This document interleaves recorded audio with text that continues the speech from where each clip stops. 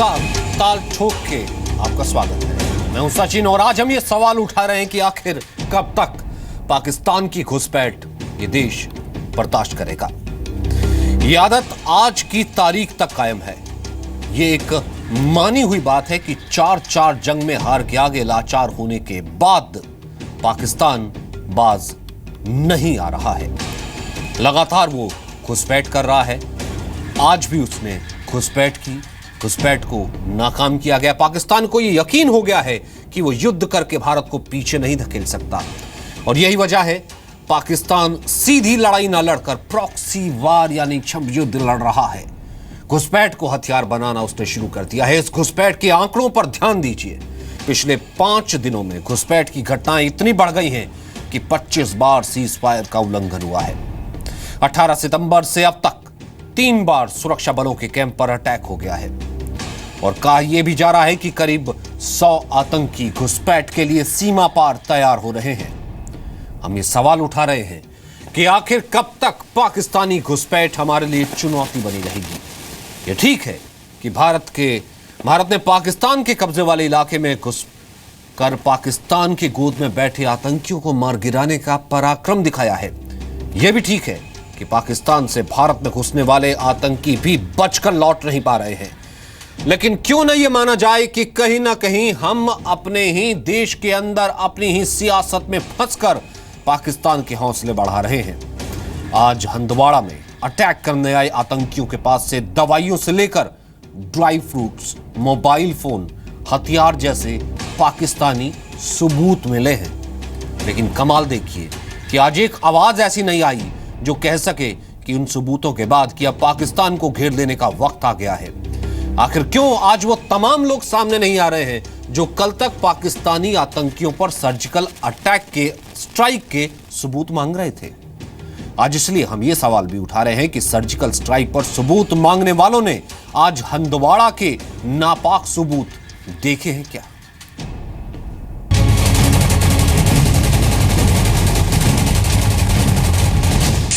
इस वक्त हम राष्ट्रीय राइफल के उस 30 RR के कैंप के बिल्कुल सामने हैं, जहां मिलिटेंट्स ने आज करीबन सुबह 5:30 और 6 बजे के बीच में यहां की संतरी पोस्ट जो है उस पर फायरिंग करी।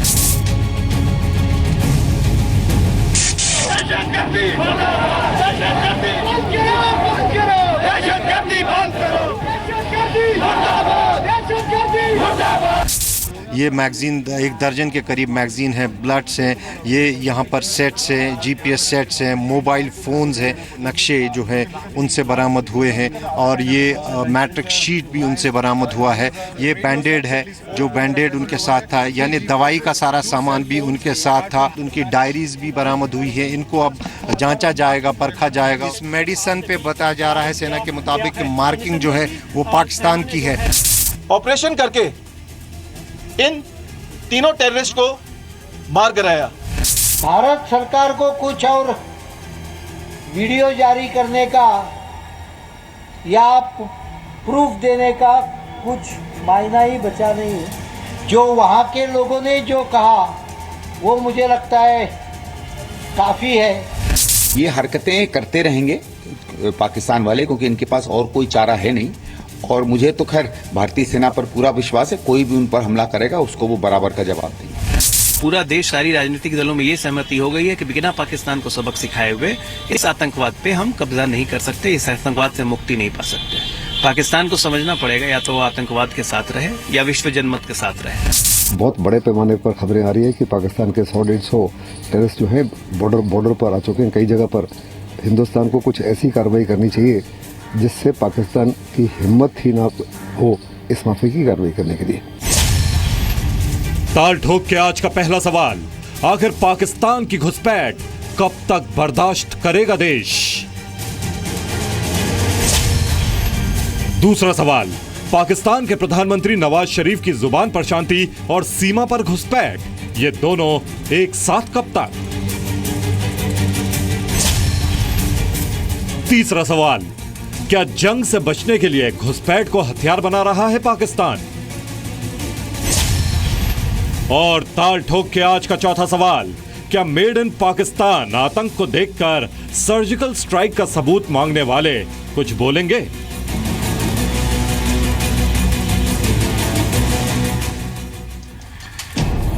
और इस पर चर्चा करने के लिए इस वक्त मेरे साथ मौजूद हैं लेफ्टिनेंट जनरल रिटायर्ड आर.के. सानी, पूर्व सेना उप प्रमुख, मिलिट्री इंटेलिजेंस के डीजी रह चुके हैं, Royal College of Defence London से पोस्ट ग्रेजुएट हैं, इन्फेंट्री बटालियन डिवीजन कॉर्प्स को कमांड करने का इनका एक बड़ा अनुभव है और former deputy chief of the army staff भी आप रह चुके हैं। Pleasure sir, pleasure to have you है।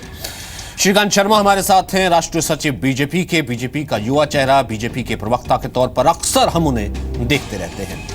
एमएस बिट्टा स्टूडियो में मेरे साथ हैं, chairman all India anti terrorist front, youth Congress के पूर्व अध्यक्ष रह चुके हैं, पंजाब में बेअंत सिंह सरकार में मंत्री भी रह चुके हैं।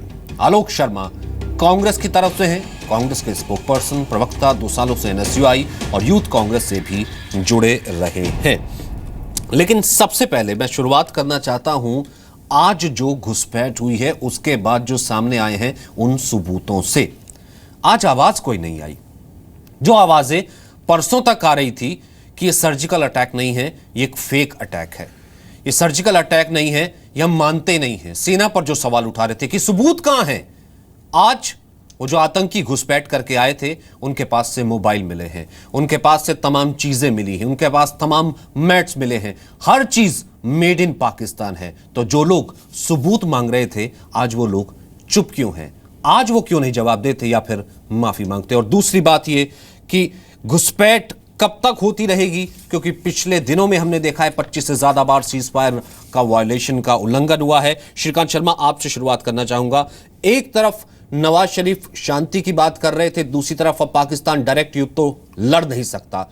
अब ऐसे में घुसपैठ करके और इतनी बड़ी संख्या में घुसपैठ करके हम उसे नाकाम कर रहे हैं और करते रहेंगे, लेकिन क्या स्ट्रेटजी होनी चाहिए? क्या अब इस तरीके का युद्ध करता रहेगा? क्या एक सर्जिकल अटैक काफी है? इसके आगे अब क्या स्ट्रेटजी हो? देखिए सचिन जी, पाकिस्तान सीधी लड़ाई भारत से लड़ नहीं सकता, क्योंकि 3 बार उसको मुंह की खानी पड़ी है। हमारे जाबाज जो सिपाही हैं उन्होंने कराची तक पाकिस्तान की फ़ौज को खदेड़ा था और इसलिए पिछले 30 साल से वो छद्म युद्ध भारत के खिलाफ लड़ रहा है। एक षड्यंत्र के तहत पीछे से वार करने वाला ये युद्ध होता है। वो फिदाइन तैयार करता है, हाफिज सईद बच्चों को खरीद के लाता है, लोगों के घरों से जो गरीब लोग हैं उनको आतंकी ट्रेनिंग देता है, सीमा के इस पार भेजता है और वो यहाँ फिदाइन दस्ते के रूप में आते हैं।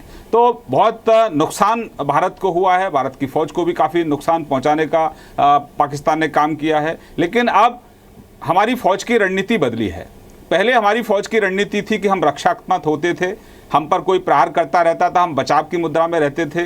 सचिन जी, अब हमारी फ़ौज की रणनीति में एक बदलाव आया है। अब जैसे ही जानकारी मिली हमारी फ़ौज को कि आतंकवादी सीमा के इस पार आने की फिराक में हैं और पूरे इंटेलिजेंस इनपुट थे कि वो भारत के अलग अलग शहरों में तबाही मचाना चाहते हैं, और हमारी फ़ौज ने फैसला लिया और पाकिस्तान की सीमा पार करके उन आतंकवादियों को उनकी माद में ढेर करने का काम हमारी फ़ौज ने किया। और उसके बाद जिस तरह से बौखलाहट है पाकिस्तान में, जिस तरह से अफरा तफरी है पाकिस्तान में, जिस तरह से वहाँ की फ़ौज में अफरा तफरी है, वहाँ के जो प्रधानमंत्री हैं उनके कल के बयान आप देखें, उनके उससे पहले के यूएन के बयान देखें, तो पूरी तरह से वो एक्सपोज हो गए हैं और उनको मालूम है कि अब दुनिया की जिस तरह से निगाहें पाकिस्तान की तरफ टेढ़ी हो गई हैं कि पाकिस्तान को अब बिल्कुल आतंकवादी देश घोषित होने के पाकिस्तान कागार पर है। और इसलिए अब इंटरनल जो इनपुट्स भी आए हैं सचिन जी, वहाँ से ये आए हैं कि नवाज शरीफ ने ये कहा है, एक मैं अखबार को कोट कर रहा हूँ जो पाकिस्तान का अखबार है डॉन, कि भाई आप आतंकवादियों पर आप अंकुश लगाइए, क्योंकि जब आतंकवादियों को पकड़ कर लाते हैं तो आईएसआई उनको छुड़ा कर ले जाती है। तो अब धीरे धीरे जो फौज की जो वहाँ की जो एक चेहरा है जो आतंकवादियों को सपोर्ट करने वाला है, वो वही की सरकार के माध्यम से लोगों के सामने आ रहा है। हम पहले से ही कहते रहे कि वहाँ की फौज के माध्यम से, वहाँ की फौज की मदद से आतंकवादी कैंप चल रहे हैं, वहाँ की फौज की मदद से ही वहाँ पर उसामा बिन लादेन को उन्होंने बचा के रखा था। फौज की मदद से जो मुंबई हमलों का मुख्य आरोपी है हाफिज सईद, वो वहाँ तहरीर करता है, और फौज की मदद से ही जैसे मोहम्मद का जो मुखिया है जो पठानकोट का मुख्य आरोपी है, आज वो भी खुलेआम घूम रहा है। तो ये पूरी दुनिया के अंदर जिस तरह से एक्सपोज हुआ पाकिस्तान, और अभी तो सचिन जी अभी तो सिर्फ शुरुआत है, सिर्फ शुरुआत जी। ये और श्रीकांत, ये मैसेज तो है कम से कम, और फौज लगातार आज भी जिस तरीके से ब्रीफिंग हुई उसके बाद भी फौज के बड़े अधिकारियों ने कहा कि आप फिक्र मत कीजिए, ये हमें मालूम था कि ये हरकतें या फिर ये शरारतें होंगी और हम इसका जवाब देने के लिए पूरी तरह से इक्विप्ड हैं और दे रहे हैं। लेकिन आलोक शर्मा, आपको नहीं लगता कि पिछले 3 दिन पहले जो जिस तरीके की बातें हुई, यानी पाकिस्तान डिनाई कर रहा था कि कोई सर्जिकल अटैक नहीं हुआ और साथ में डिनाई कर रहे थे संजय निरुपम। पाकिस्तान डिनाई कर रहा था और साथ में अरविंद केजरीवाल डिनाई कर रहे थे, चिदम्बरम सबूत मांग रहे थे। इन सब चीजों को पाकिस्तान ने कहा देखिए ये सब लोग भी अपने देश के प्रोपेगेंडा को झूठा बता रहे हैं, एक्सपोज कर रहे हैं। अगर वो नहीं रहा होता, आज तो सबूत आ गए, अगर वो नहीं हुआ होता ये सब चीजें तो शायद आज ये इतने सबूत नहीं मिलते और इस घुसपैठ में तेजी नहीं आती। इसी से शायद आतंकियों का मनोबल, पाकिस्तान का मनोबल बढ़ता है कि वहां तो खुद ही चीजें ठीक नहीं है।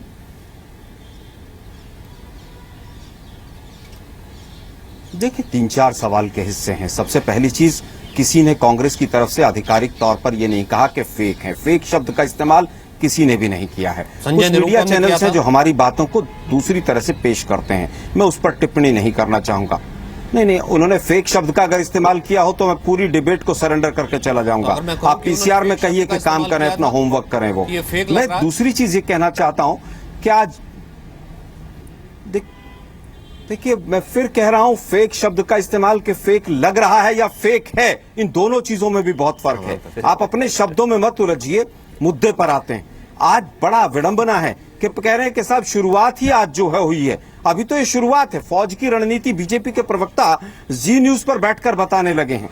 देखिए, कांग्रेस पार्टी ने चाहे ऑल पार्टी मीटिंग रही हो और उसके बाद आज तक रहा हो, हम बार बार कह रहे हैं कि पाकिस्तान अगर प्रोपेगेंडा कर रहा है तो उसके प्रोपेगेंडा को बेनकाब करने के लिए सबूत दे दिए जाएं तो इसमें बुराई नहीं है। उसके बाद अगर सरकार ने कहा कि हम सबूत नहीं देंगे, हम शांत हैं, हमने नहीं कहा कि सबूत दीजिए। आप बार बार ये कह रहे हैं कि साहब देखिए पहली बार हुआ है। कौन कहता है पहली बार हुआ है? अगर आप फिर वही विक्रम सिंह जी का पाकिस्तान पे बिलीव क्यों कर रहे थे? कुछ दिन पहले पाकिस्तान ने कुछ चीज मानी है? आप कह रहे हैं कि पाकिस्तान अगर ये कह रहा है कि नहीं ऐसा हुआ है तो आप सबूत दे दीजिए। पाकिस्तान क्यों? अपने डीजीएमओ को मानिए ना। पठानकोट में नहीं, अरोड़ा साहब आप बीच बीच में, अरोड़ा साहब, डीजीएमओ की बात को किसी ने अगर डिनाई किया है कांग्रेस की तरफ से तो आप उसको अभी चलवाइए जी न्यूज के ऊपर। लेकिन कुछ न्यूज चैनल्स ऐसे हैं, उनको केवल राष्ट्रवाद एक ही पार्टी का नजर आता है, उनको कुछ और नजर नहीं आता है। मैं केवल 3-4 चीजें यहां पर कहना चाहता हूं। आप अभी कह रहे हैं कि साहब बीजेपी के प्रवक्ता महोदय कि अभी तो ये शुरुआत है, हिंदुस्तान की आर्मी ने अपनी रणनीति बदल ली है। हिंदुस्तान की रणनीति, आर्मी की रणनीति बीजेपी के प्रवक्ता बताएंगे, ये तो शुरुआत है। अरे भाई, पुराने आर्मी चीफ तमाम कह रहे हैं कि हमारे समय में भी इस तरह के सर्जिकल स्ट्राइक हुए हैं, लेकिन इस तरह की चेस्ट थंपिंग कभी नहीं हुई है। इस तरह से कभी भी आर्मी को यह नहीं कहा गया है कि आर्मी को हमने उसकी ताकत बता दी है, जैसा कि आज के रक्षा मंत्री बता रहे हैं। आज देश के प्रधानमंत्री को स्वयं आकर कहना पड़ा है कि चेस्ट थंपिंग बंद कीजिए, इस चीज को बंद कीजिए आप लोग। मैं समझता हूं हमने पहले तारीखें भी इशू की हैं। अगर आप कहें तो मेरे पास वो वीडियो भी है, मैं उस वीडियो को भी चला के सुना सकता हूं जी न्यूज के दर्शकों को, जिसमें स्वयं आर्मी के चीफ कह रहे हैं कि किस तरह से हमने पहले सर्जिकल स्ट्राइक की है। उन्होंने यहां तक कहा है कि 10 पाकिस्तान के लोगों के हमने वहां पर आतंकवादियों के सर भी काटे। आप जी दूसरी तरफ से लेके जा रहे हैं। ऐसे तो एक्स डीजीएमओ भी कह रहे हैं कि तमाम जगहों पर ये कह रहे हैं कि इससे पहले सिर्फ चालू हो गए, इससे पहले सिर्फ रेड्स हुई हैं जिसको सिर्फ सर्जिकल स्ट्राइक्स ऐसा बनाया जा रहा है। लेकिन ठीक है, मैं आऊंगा आपके पास। लेफ्टिनेंट जनरल आर के सानी, आपको क्या लग रहा है कि यही सब चीजें चल रही हैं, यही पॉलिटिकल जिंगोज़म हो रहा है जिस कारण से शायद उस पार बैठा हुए पाकिस्तान को, कांग्रेस की बात को भी नहीं सुनना चाहते हैं? नहीं, आप दूसरी तरफ ले जा रहे हैं ना आलोक जी, कभी आप उस तरफ जा रहे हैं, कभी आप बात दूसरी कर रहे हैं। आप सीधा रखिए ना, मैंने आपसे बोला। नहीं, मैं दूसरी तरफ नहीं लेके जा रहा हूं, मैं केवल टू द पॉइंट बात कर रहा हूं। आप मुझे केवल बता दीजिए मैंने पाकिस्तान या जो सर्जिकल स्ट्राइक है उसके अलावा कोई एक शब्द भी बात कही हो तो। अच्छा, अपनी बात पूरा कीजिए 30 सेकंड में। नजर नहीं आता है कांग्रेस क्या कहती है। नहीं, मैं पूरी बात कह रहा हूं कि आप देखिए, मर जवान मर किसान का नारा देकर हम नहीं आए थे। मोदी जी के ट्वीट्स देखिए 2013 के क्या हैं।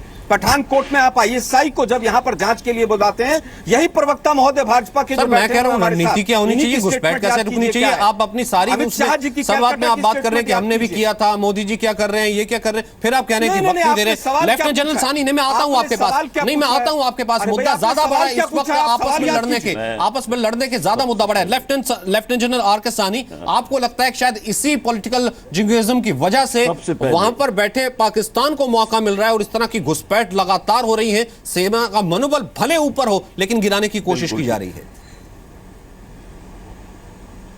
ये बिल्कुल, सबसे पहले मैं ये कहना चाहूँगा कि जहाँ तक कि आतंकियों का सवाल है, टेररिस्ट का सवाल है, ये हमेशा पाकिस्तान आर्मी का अंग रहे हैं और ये पाकिस्तान आर्मी के कहने पर, आईएसआई के कहने पर एक्शन लेते हैं। और इस प्रकार इनके साथ जो है एक्शन लेना इनके अगेंस्ट, ये हमने बड़ी इसकी पुरानी राजनीति है। पर जहाँ तक सर्जिकल स्ट्राइक का कंसर्न है, मैं कुछ बातें बताना चाहूँगा।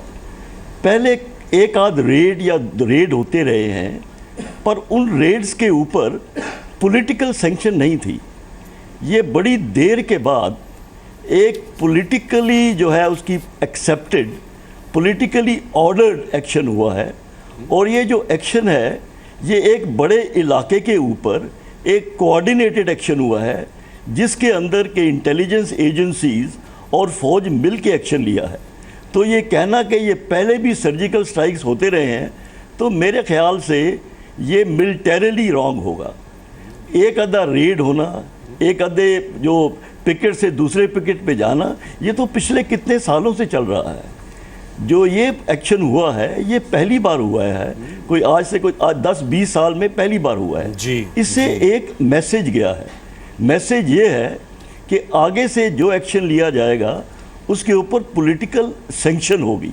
बिल्कुल। तो मेरे ख्याल से इस चीज़ को नज़रअंदाज नहीं करना चाहिए पॉलिटिकल बैटल्स लड़ते हुए। और दूसरा, हिंदुस्तानी फ़ौज के ऊपर शक करना मेरे ख्याल से थोड़ा गलत है, क्योंकि हिंदुस्तानी फ़ौज ने अभी तक कभी भी फॉल्स क्लेम्स नहीं किए हैं पाकिस्तान आर्मी की तरह। जब आर्मी का डीजीएमओ आके बोलता है कि हमने ये एक्शन लिया है और हमने फलां इतने टाइम में एक्शन लिया है, और ये कहता है कि कंसिडरेबल कैजुअल्टीज़ जो हैं वो उनके ऊपर हमने कॉज की हैं, तो मेरा ख्याल कि अपनी ही कंट्री में लोगों को उसके बारे में शक करना मेरे ख्याल से गलत होगा। इसके अंदर एक मिलिट्री एक्शन के अंदर ये पॉलिटिक्स को लाना गलत होगा।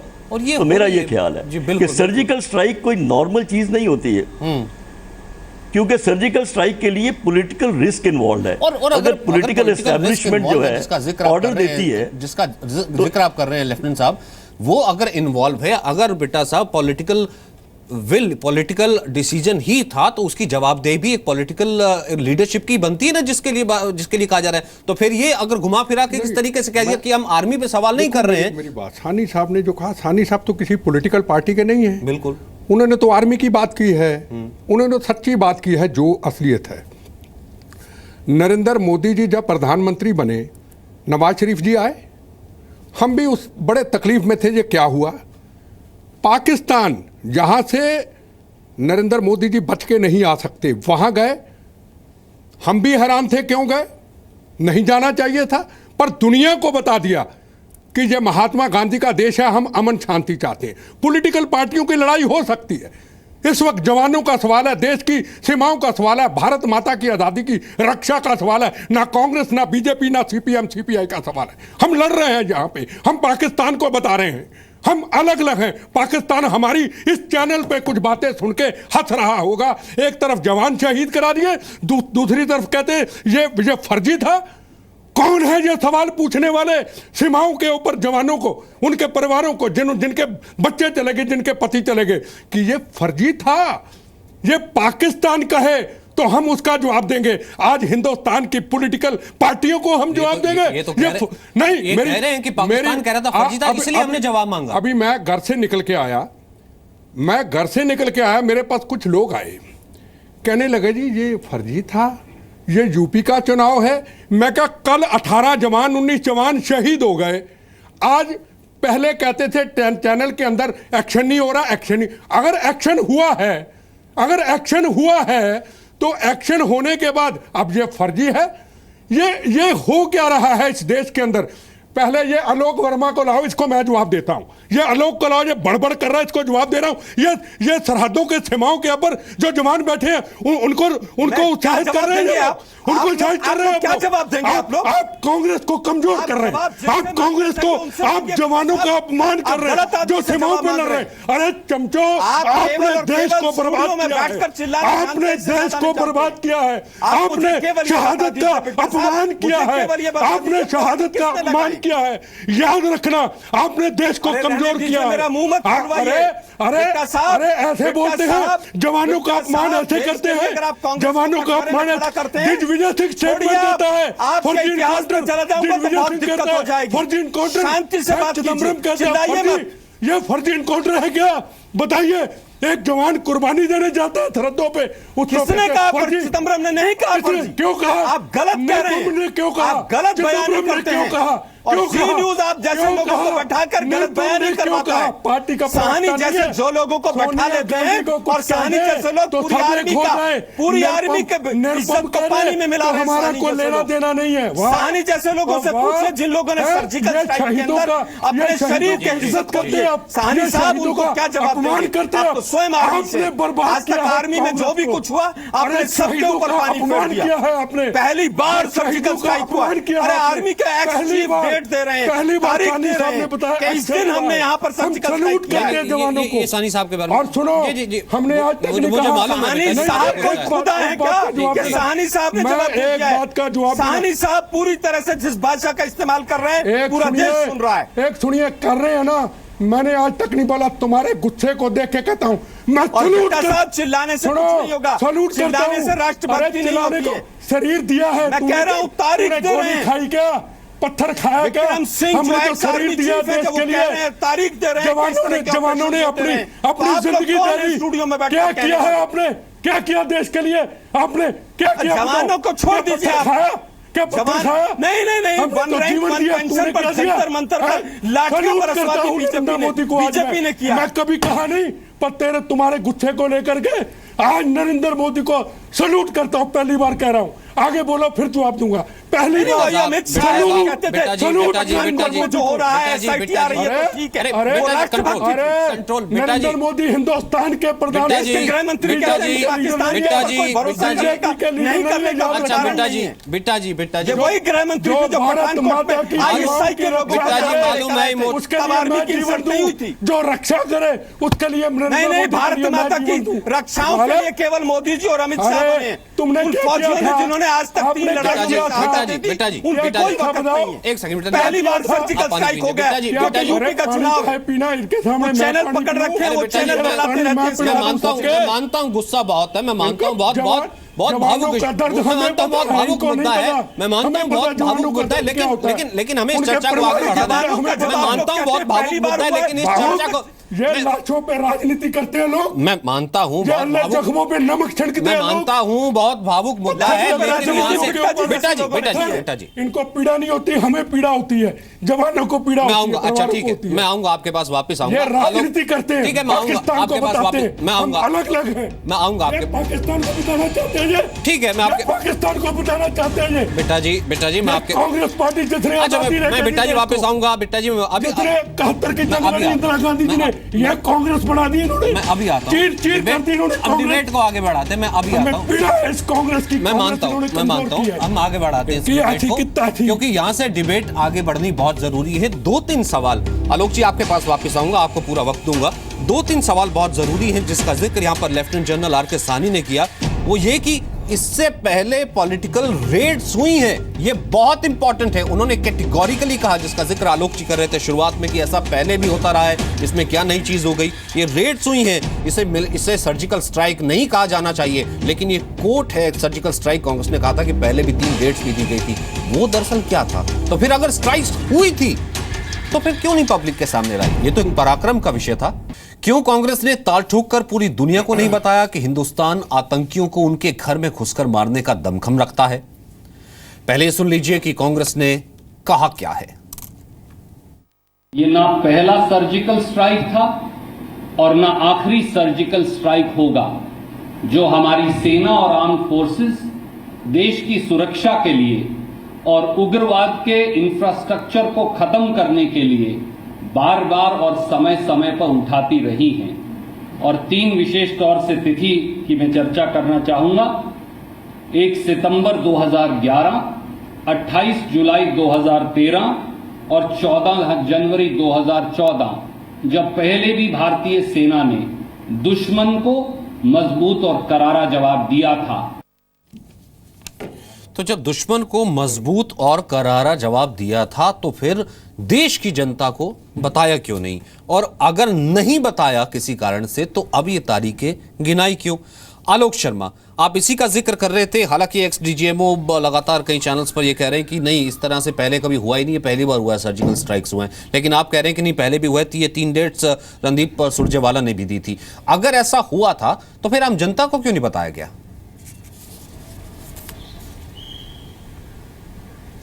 देखिए, मैं समझता हूं आपके प्रश्न के 3 हिस्से हैं। जो एक्स डीजीएमओ की बात कर रहे हैं आप, एक 9/11 को वो एक्स डीजीएमओ नहीं थे। आप अपनी डेट चेक कर लीजिएगा। 2/9/12 को वो डीजीएमओ बने हैं और अभी तक वो सर्विस से बाहर नहीं गए हैं। वो अभी भी कहीं दूसरी जगह पर जॉब कर रहे हैं। दूसरी चीज, जहां तक बात डीजीएमओ की या किसी की भी है, एक एक्स आर्मी चीफ कह रहे हैं और एक आर्मी चीफ डेट्स दे रहे हैं कि इस तरह के सर्जिकल स्ट्राइक्स होते रहे हैं। उन्होंने कहा है कि तमाम इस तरह की यूनिट्स रही हैं, इस तरह के ब्रिगेड रहे हैं।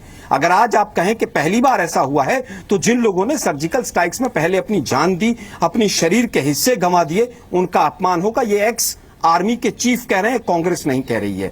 अगर आप उनका अपमान करना चाहते हैं तो भारतीय जनता पार्टी और तमाम जो इस तरह के लोग आप बैठाते हैं वो स्वतंत्र हैं।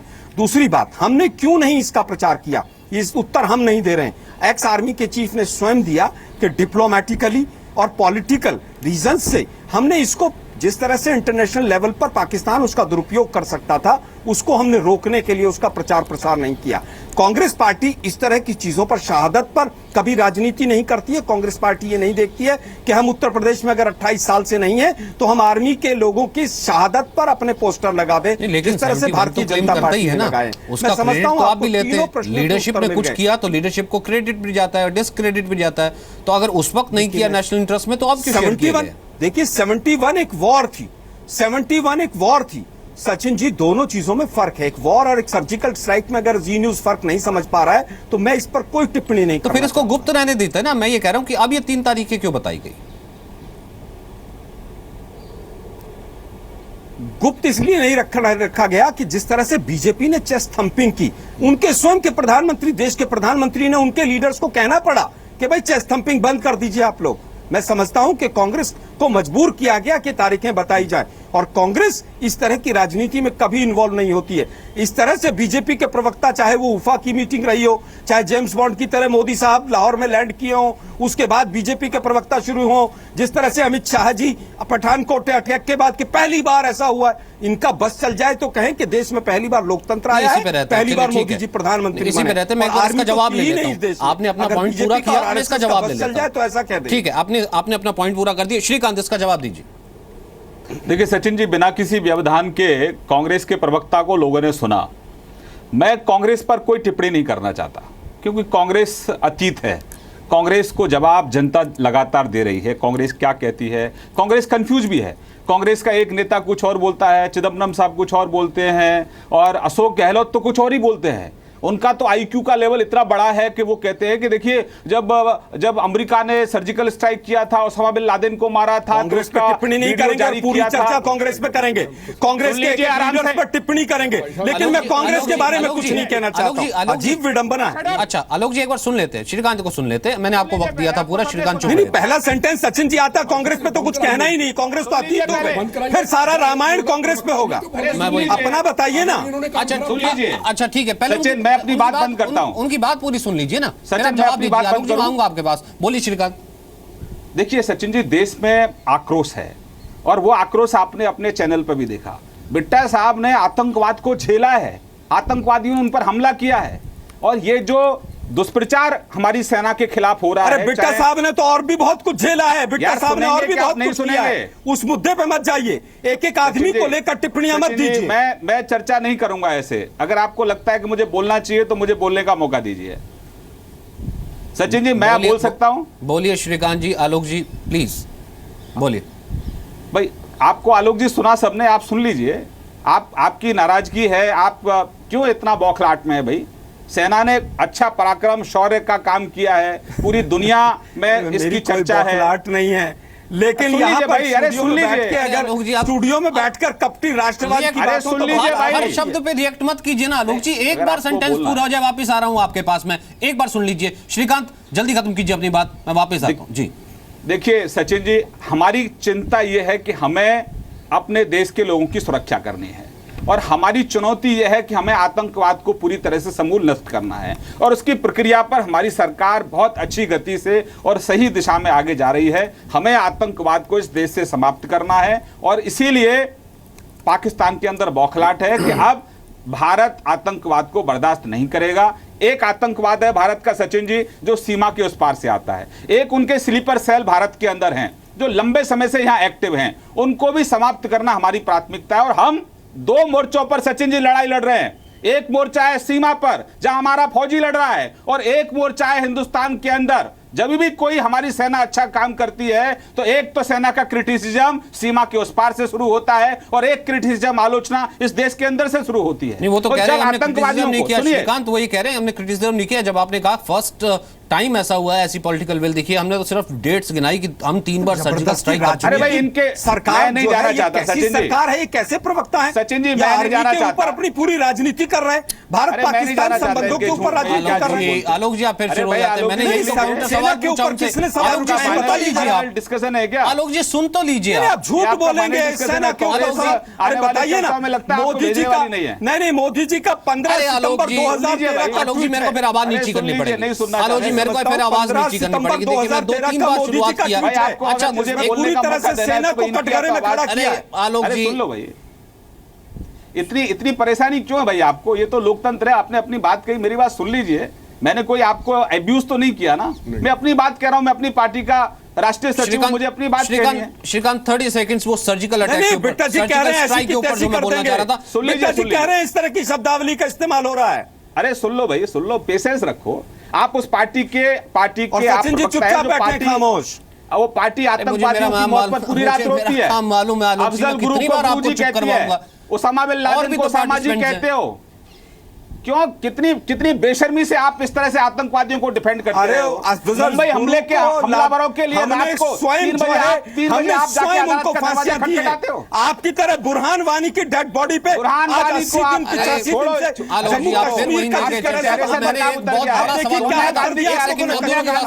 लेफ्टिनेंट जनरल आर के सानी के पास मैं यहां पर जा रहा हूं। लेफ्टिनेंट जनरल सानी, ये सवाल जो कि मैं जिस जिक्र मैंने पहले भी आपसे किया था, आप इसे कह रहे थे कि सर्जिकल रेड्स हुई हैं, वही चीज मैंने आलोक जी से पूछी, उन्होंने किस तरीके से गोलमोल कर दिया, पिछले डीजीएमओ को कुछ और बता दिया। इसे जरा क्लैरिफाई कीजिए, ये ऑन नोटिस चल क्या रहा है कि जैसे ये कह रहे हैं कि नहीं सर्जिकल अटैक तो होते रहे हैं, सब कुछ चलता रहा है और वो आपको झुठला रहे हैं। मैं पॉलिटिकल बात नहीं करूंगा, मैं करूंगा प्रोफेशनल बात। जो पहले बात जिसकी कर रहे हैं कि 11 में 12 में 13 में डेफिनेटली रेड्स हुए थे। ये रेड्स जो हैं ये लोकल लेवल पे हुए थे, जिसके अंदर के एक्शन लिया गया है टेक्टिकल लेवल पे, लोअर लेवल पे। इसके ऊपर जो है ना पब्लिसिटी गई, ना ये ज़्यादा कोऑर्डिनेटेड थे। नेचुरली इसके ऊपर अपनी कैजुअल्टीज़ हुई, पर ये सर्जिकल स्ट्राइक जो है ये 200 किलोमीटर के एरिया के अंदर इंटेलिजेंस एजेंसीज ने उसके ऊपर ध्यान रखा। एक कोऑर्डिनेशन एनएसए के लेवल पे हुई। पॉलिटिकल सेक्शन जो है वो प्राइम मिनिस्टर से मिली। इसके अंदर रिस्क था कि अगर ये फेल होता, अगर इसके अंदर हमारी एक्स्ट्राऑर्डिनरी कैजुअल्टीज होती, तो इसका जो था पॉलिटिकल जो था खामियाजा वो पॉलिटिकल एस्टेब्लिशमेंट को प्राइम मिनिस्टर से लेकर नीचे तक भुगतना पड़ना था। तो उन्होंने इसके बावजूद इसकी सैंक्शन दी और इस सैंक्शन के बाद फौज ने बड़ा प्रिसाइसली अपने पैरा कमांडोज के साथ, हेलीकॉप्टर्स के साथ अपनी आर्टिलरी का इस्तेमाल करते हुए उनके जो आतंकवादियों के जो थे ठिकाने नष्ट किए और उनके ऊपर जैसे डीजीएमओ ने बोला कंसिडरेबल कैजुअल्टीज इन्फ्लिक्ट करी। और ये बात उन्होंने पाकिस्तान के डीजीएमओ को बताई। हमने सारे वर्ल्ड को बोला कि हमने ये सर्जिकल स्ट्राइक की थी। इसका मतलब ये था कि हम ये जो है कोई ऐसा हमारे अगेंस्ट एक्शन लिया जाए तो हम अपने ऊपर इसका लेते हैं, अपना रिस्पॉन्सिबिलिटी लेते हैं कि हम उसके अगेंस्ट अटैक करेंगे। तो ये एक मैसेज था। तो ये बड़ी देर के बाद ये पहली बार जो हमने किया है, इसके बारे में बोलूँगा। मैं पॉलिटिक्स में बिल्कुल नहीं जाऊँगा। क्योंकि मुझे पॉलिटिक्स के बारे में ज्ञान नहीं है। मैंने आपको तभी लिया सर, पॉलिटिकल आदमी रखा और आपने जो बड़ी बेबाकी से जो है बिल्कुल इस पर साफ तरीके से आपने बात बताना नहीं। बिल्कुल मैं इन्फेंट्री का ऑफिसर हूं, जम्मू एंड कश्मीर राइफल्स का। मैंने 40 ईयर सर्विस की है और मेरा लड़का भी फौज में नौकरी कर रहा है। तो मैं पॉलिटिक्स में नहीं जाऊंगा, सिर्फ ये बोलूंगा कि हमारी फौज जो है झूठ कभी नहीं बोलती। हमारी फौज हमेशा अपने एक्शन लेती है, बलिदान देने को तैयार है और इंस्ट्रक्शंस के मुताबिक काम करती है। सानी साहब कोई शक करता भी नहीं है दुश्मन को इसके बारे में कोई शक नहीं होना चाहिए। जितने 125 करोड़ से ज्यादा तो ये थोड़ा सा वो सब उस स्ट्राइक को बिलीव भी करते हैं। बेटा सा संक्षिप्त में अपनी बात रखिए और फिर मैं कंक्लूडिंग रिमार्क्स के लिए अपने दोनों बिल्कुल ये बात मैं कहना चाहूंगा। जी पूरी कर लीजिए। तो सिर्फ मैं ये कहना चाहूंगा कि थोड़ा सा ये इसके ऊपर शक डालना ये बड़ा गलत था, क्योंकि हिंदुस्तानी फौज ने 47 से पहले की बात नहीं करूंगा, जहां पर मौका दिया गया है वहां पर बड़ा मुस्तैदी के साथ, ईमानदारी के साथ और जान लगा कर काम किया है। तो इनके ऊपर शक करना जो है मेरा ख्याल से गलत होगा। थैंक यू, मेहरबानी। मैं फिर कहूँ, सानी साहब नॉन पॉलिटिकल व्यक्ति, फौज के जर्नैल, जम्मू कश्मीर में पता नहीं कितनी जंग लड़ी होगी।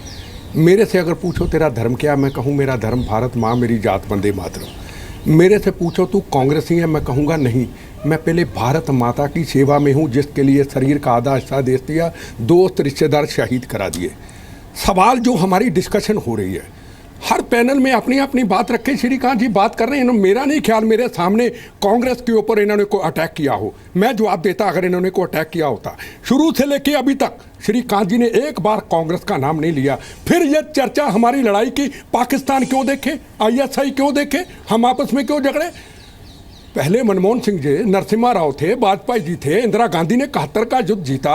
हम सारे हिंदुस्तान के अंदर एक हैं। हमारी इलेक्शन की लड़ाई हो सकती है, पर पाकिस्तान को सबक सिखाने के लिए, उन शहीदों को श्रद्धांजलि देने के लिए हमारी लड़ाई पाकिस्तान तक नहीं जानी चाहिए।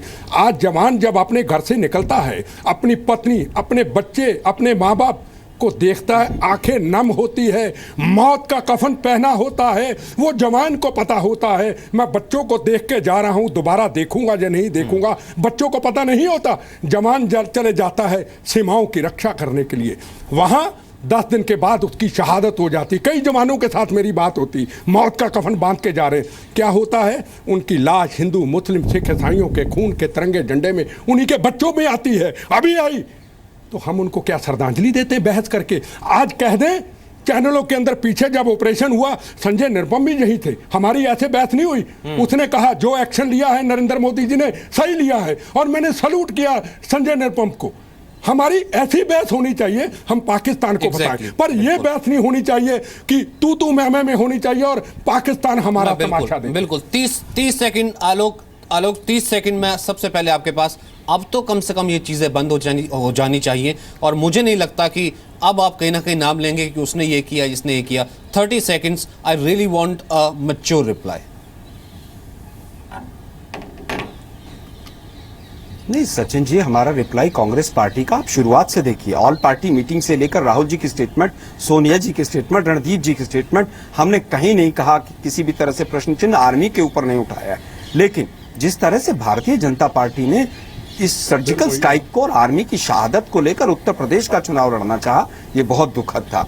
हमने जो चीजें कहीं, जो फैक्ट दिए, साहनी साहब बैठे मेरे से उम्र में बड़े हैं, लेकिन उन्होंने तमाम तथ्य झूठे दिए हैं। मैं उनसे पूछना चाहता हूं, 1/9/11 को क्या वो DGMO थे जिसकी स्टेटमेंट के ऊपर तमाम जी न्यूज भी चर्चा कर रहा है और साहनी साहब भी कह रहे हैं वो उस समय पर DGMO ही नहीं थे। मेरी बात को, स्टेटमेंट को रिकॉर्ड कीजिए। अब इससे ज्यादा मैं क्या चर्चा करूं? एक लेफ्टिनेंट जनरल जो कि नॉन पॉलिटिकल है, उन पर सीधे अरे भाई 1/9/11 को बता दीजिए कि क्या वो थे कि नहीं थे। जी को गलत कह दिया तो याद रखो सचिन जी, साहब ने कही कांग्रेस का नाम ले लिया, बीजेपी ने तो कांग्रेस के अलावा जितने आतंकवाद की जंग लड़ी, ये आप कांग्रेस पार्टी का फायदा कर रहे हैं। क्या हो गया फौज के करने? अरे भाई फौज की तो बहुत से लोग बीजेपी के दफ्तर के चक्कर काटते हैं।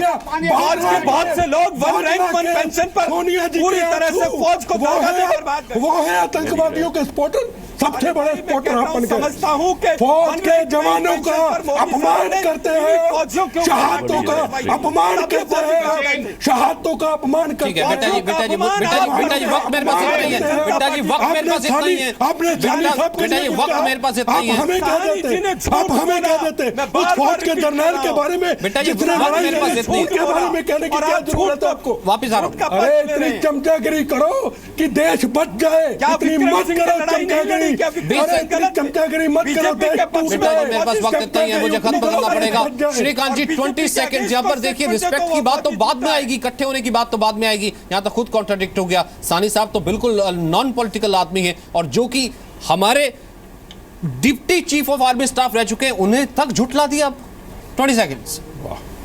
देखिए सचिन जी, मैं आपके चैनल के माध्यम से सैनी साहब को सैल्यूट करता हूं और उस तमाम सेना के अधिकारी जिन्होंने पाकिस्तान को 3 बार धूल चटाई, उनको भी सैल्यूट करता हूं। और मैं सैल्यूट उन जाबाज सिपाहियों को करता हूं जिन्होंने सीमा के उस पार जाकर, उन लोगों को सैल्यूट नहीं करेंगे जिन्होंने शहादत सीमा के पार, उन लोगों को सैल्यूट नहीं करेंगे जिन लोगों ने कांग्रेस का जो प्रवक्ता है इसका इसकी माइक बंद करो, इसकी सैल्यूट करेंगे। ऐसे बेहुदे लोगों को आप बुलाते हो अपने यहाँ, जिनको सेना के अधिकारियों का सम्मान तक नहीं करना आता। जी न्यूज पे बीजेपी के इस तरह के बेहुदे लोगों को बुलाते हो जो साफ सेना के नजर आता है। आलोक जी अधिकारियों आपकी का सम्मान नहीं बकराहट शुरुआत से नजर आई।